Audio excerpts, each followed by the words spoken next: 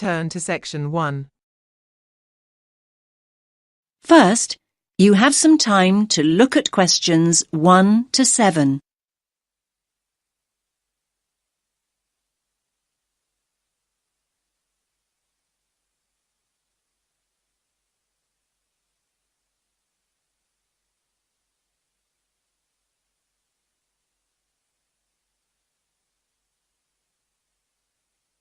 Listen carefully to the first part of the conversation and answer questions 1 to 7. Rita speaking. What should I do for you? Oh, hi. I'd like to order some stationery. Could I know your name? Jackson Paris. Right. Can I just confirm your account number and the name of your company, Jackson? Sure. The number is 692411. 692411. Right. And you're from Rainbow Computer? No, the company is Rainbow Communications. Oh, OK. I'll just fix that on the system. Communications. And what would you like to order, Jackson? Envelopes. We need a box of A4, that is, normal size envelopes. White, yellow or manila? We'll have the plain white, please, but the ones with the little windows. OK, one box. A4, white. Just one box, was it? On second thoughts, make those 2 boxes. We go through heaps of envelopes. As a matter of interest, are they made from recycled paper? No, you can't get white recycled paper. The recycled ones are grey, and they're more expensive actually. Right, we'll stick to white then. Something else, Jackson? Yes, we need some coloured photocopy paper. What colours do you have? We've got purple, light blue, blue, light green, whatever you want pretty much. There are 500 sheets on the pack. Let me see. We're going to need a lot of blue paper for our new price lists. So can you give us 10 packs, please? Make sure it's the light blue, though. 10 packs of the light blue. Anything else that we can help you with? Let me think. What else do we need? I'm sure there was something else. Pens, paper clips, fax paper, computer supplies, office furniture. Oh, yes. We need floppy disks. Do you have those nice coloured ones? Yes, but they're a bit more expensive than the black ones. That's all right. I'm not paying anyway. Right, floppy disks. What about diaries next year? We've got them in stock already, and it's a good idea to order early. No, I think we're all right for diaries, but something we do need is one of those big wall calendars. You know, one that shows the whole year at a glance. Do you stock those? We certainly do. OK, can you include a wall calendar then, with the other stuff? Just make sure it's got the whole year on the one side. Sure. Now you have some time to look at questions 8 to 10.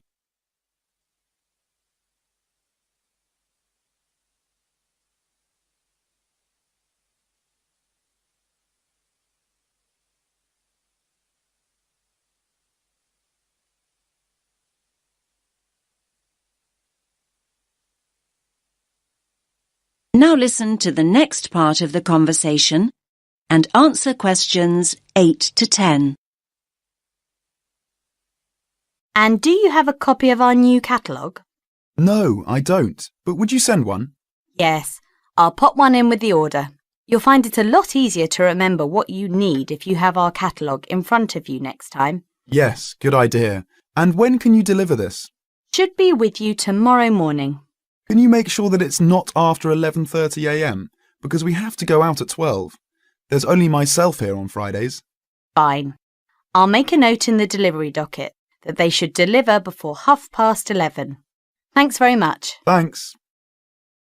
That is the end of section 1. Now you have half a minute to check your answerers.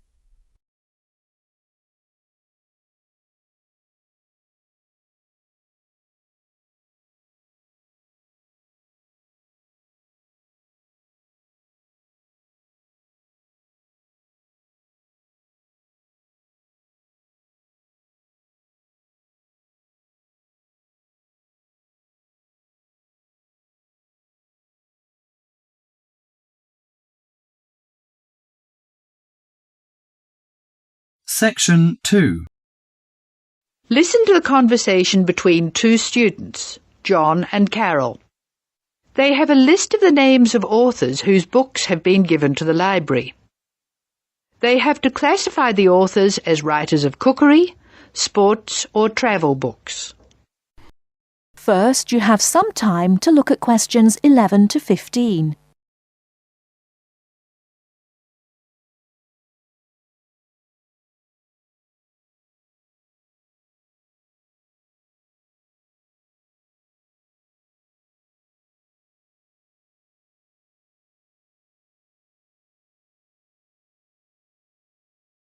Now, listen carefully and answer questions 11 to 15.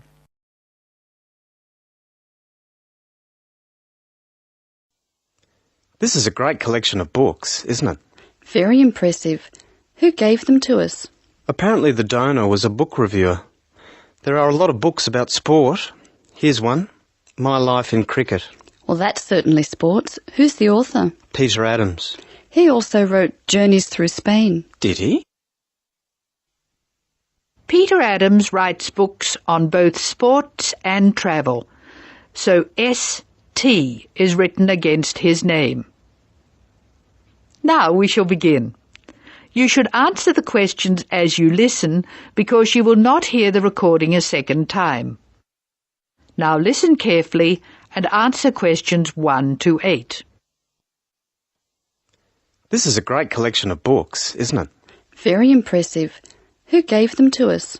Apparently the donor was a book reviewer. There are a lot of books about sport. Here's one, My Life in Cricket. Well, that's certainly sports. Who's the author? Peter Adams.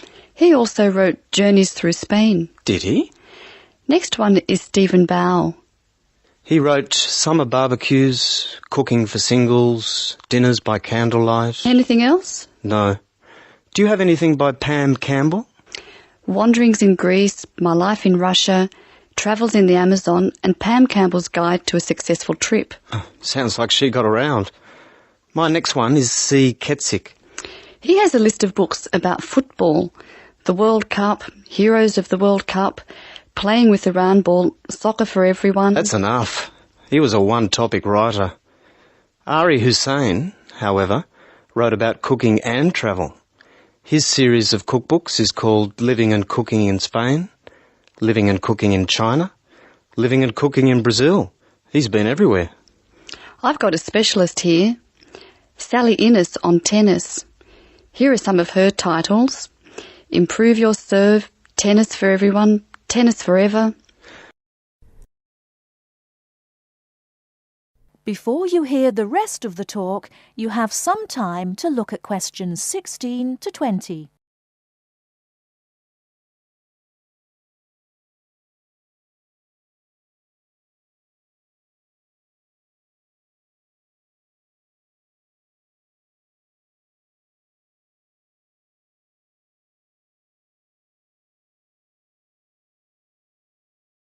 Now listen and answer questions 16 to 20. Sally Innes on tennis. Here are some of her titles. Improve Your Serve, Tennis for Everyone, Tennis Forever. Meg Jorgensen has 3 books, one in each category. Cooking for Health, Sport is Good for You, and Travelling in Australia. A varied talent. Who's next? Bruno Murray. He wrote children's books, a whole series called A Child's Guide to, and then The Name of the City. Oh, you mean like A Child's Guide to London? Yes, that's right. He seems to have stayed in Europe. Ruby Lee, however, has just one book. It's called The Emerald Isle, and it's all about Ireland. Apparently she went around Ireland on foot. Jim Wells wouldn't like that. His books are all about motor racing. Nice photos of old racing cars.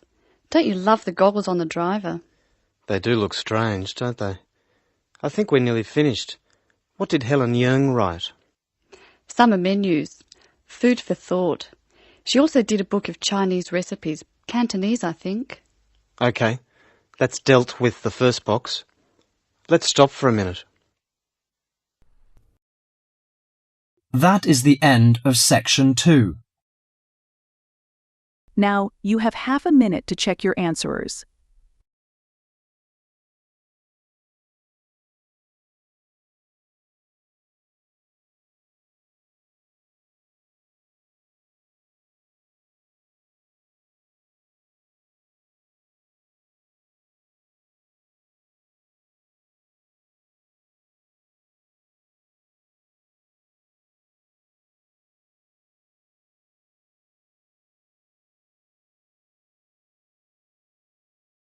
Now turn to Section 3. Section 3. First, you have some time to look at questions 21 to 26.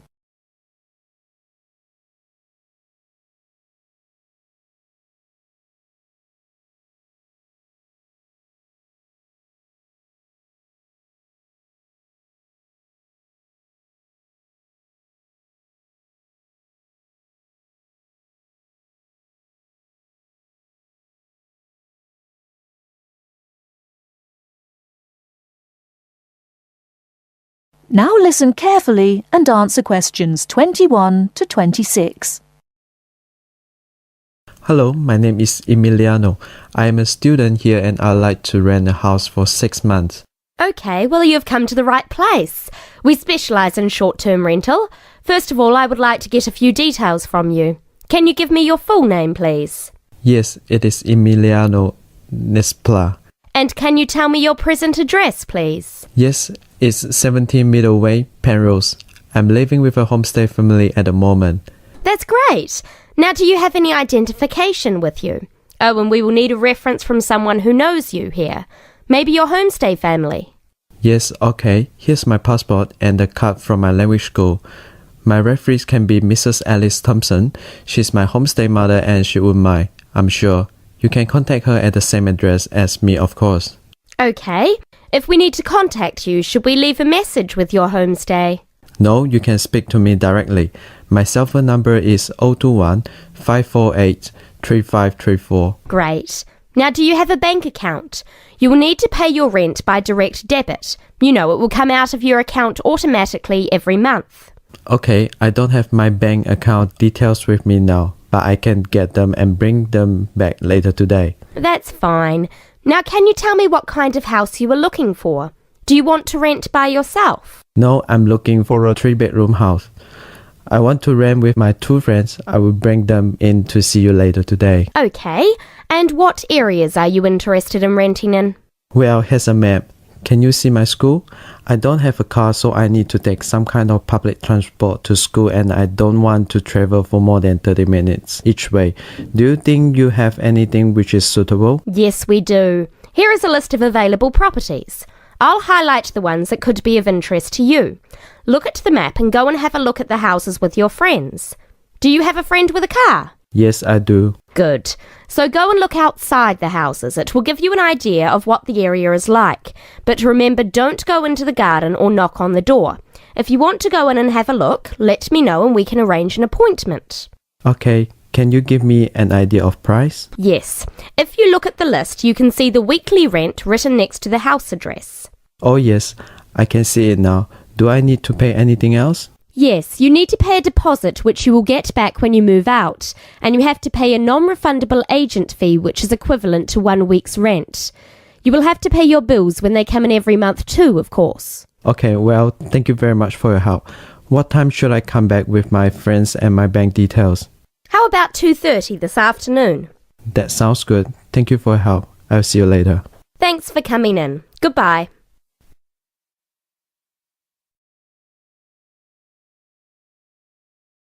Before you hear the rest of the talk, you have some time to look at questions 27 to 30.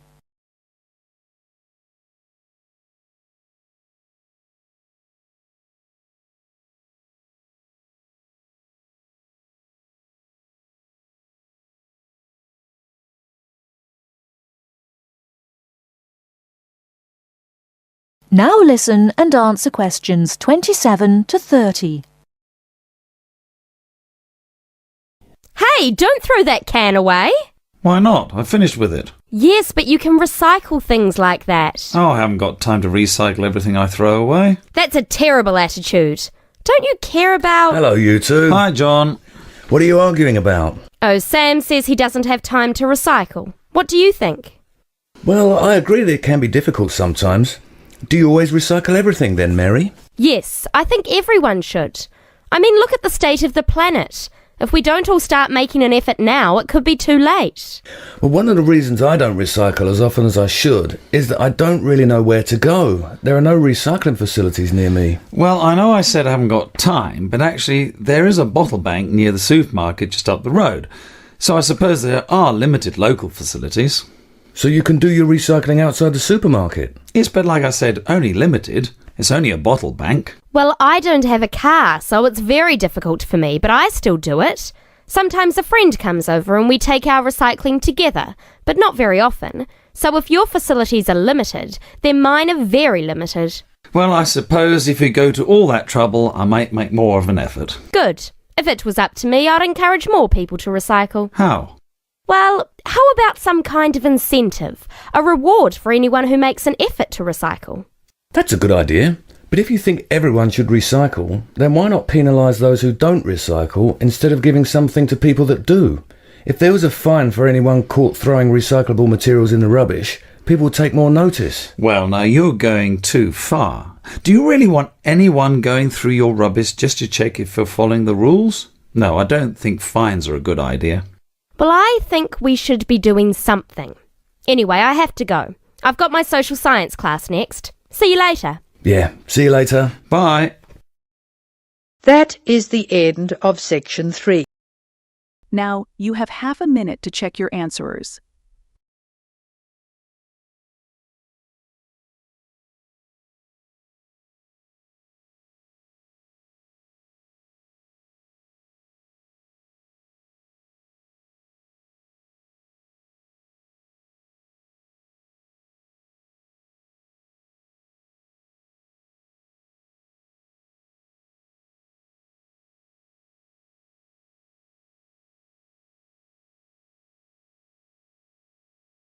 Now turn to section 4. You will hear a talk about developments in public transport in large cities. First, you have some time to look at question 31 to 40.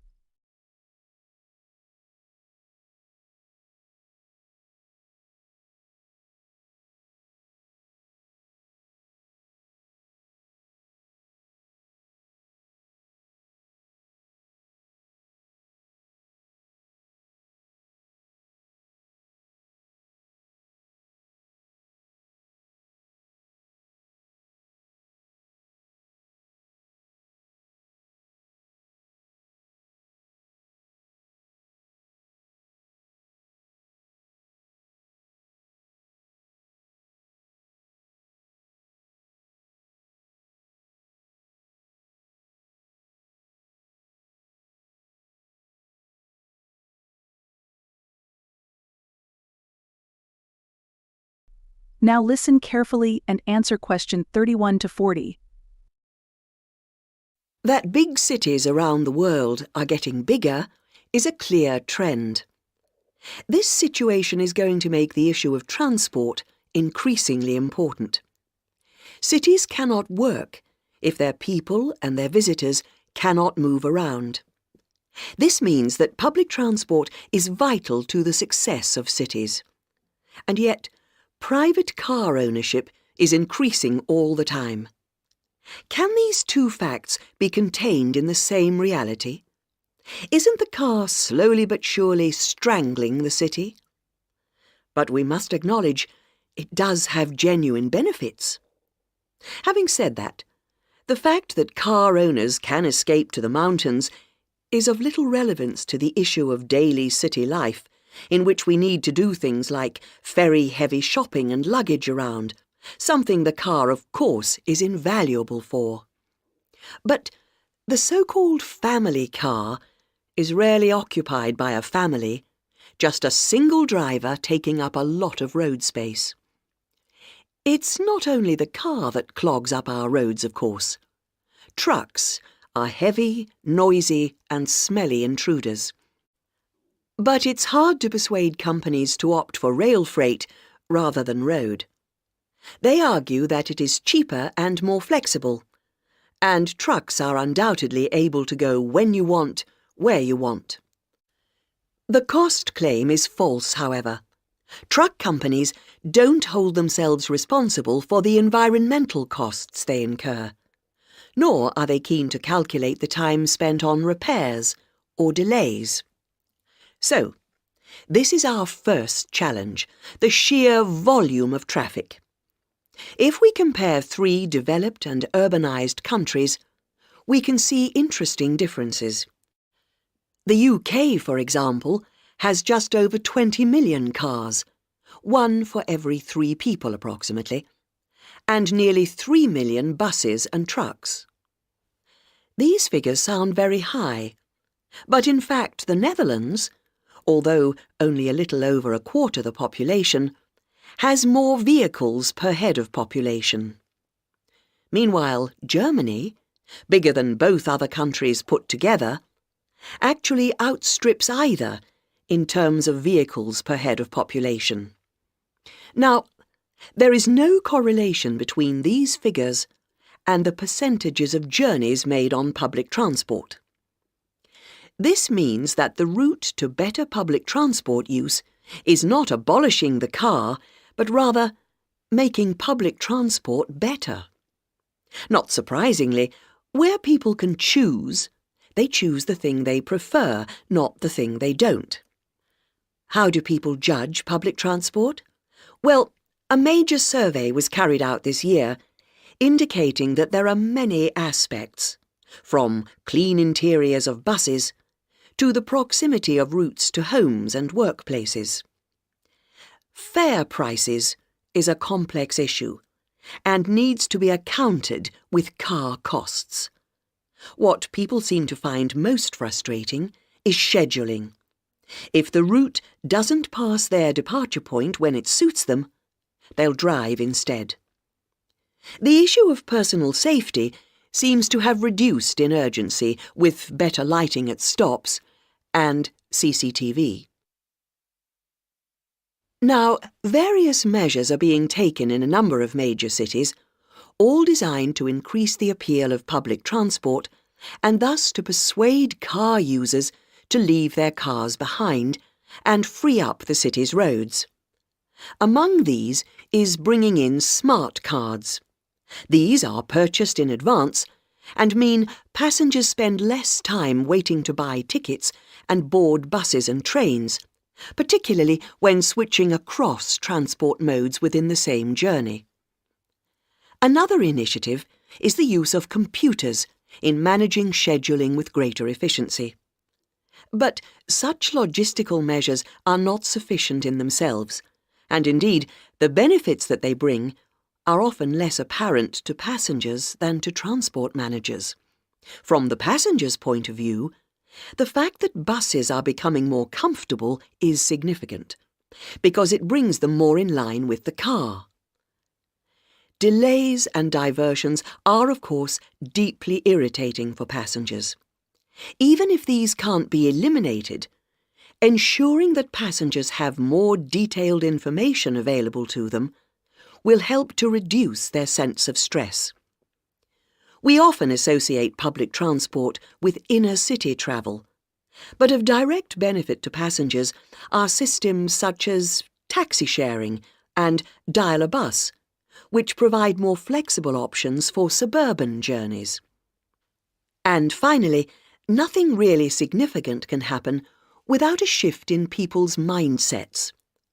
The way we travel is an expression of our values about many things.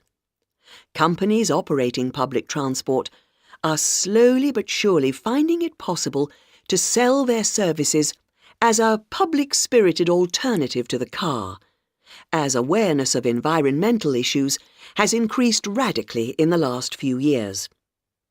Overall, then, this combination of steps and changes has a good chance of shifting the city out of the car and onto the bus and train.